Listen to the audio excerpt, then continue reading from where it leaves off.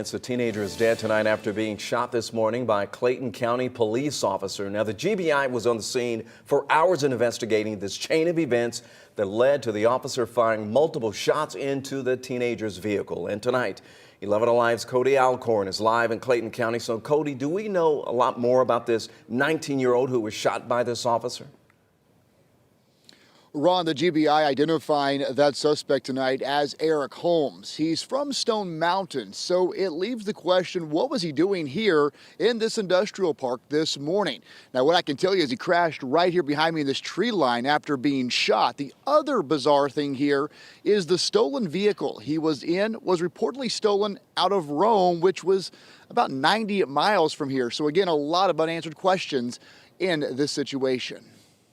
Commerce Road was shut down for nearly 7 hours Monday. Crime scene tape stretched across this parking lot where Clayton Police say an officer tracked down a stolen car. During that investigation, our officer learned that the vehicle may also contain weapons. The officer got out with the car around 11:30 a.m. The vehicle was parked and unoccupied, and the suspect walked up to the officer. That suspect was 19-year-old Eric Holmes. The GBI says Holmes didn't say he was driving the stolen vehicle, but at some point walked away from the officer, got into the car, the officer yelling at Holmes to stop. During that confrontation, an altercation took place that caused our officer to fatally shoot that suspect. The GBI says the officer fired multiple shots into the car. Holmes pulled out of the parking lot. He drove a short distance away from the business parking lot and careened into that ditch where you see the vehicle position now. Holmes was rushed to the hospital. Neither the GBI nor police have said how many times he was hit.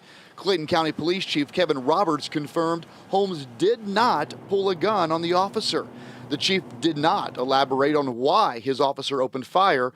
The GBI confirmed 2 handguns were found inside the car. Around 7 o'clock Monday night, the car was pulled out of the ditch and taken back to GBI headquarters since it's now part of the evidence in this deadly shooting. Now, we can also tell you we've reached out to Clayton County Police to see if this officer was wearing a body camera. Obviously, that will give us a much clearer picture of those final few seconds before the officer opened fire. This was the 105th officer-involved shooting the GBI has responded to. And as you mentioned at the top of this newscast, they're now on their 106th officer-involved shooting since the first of the year.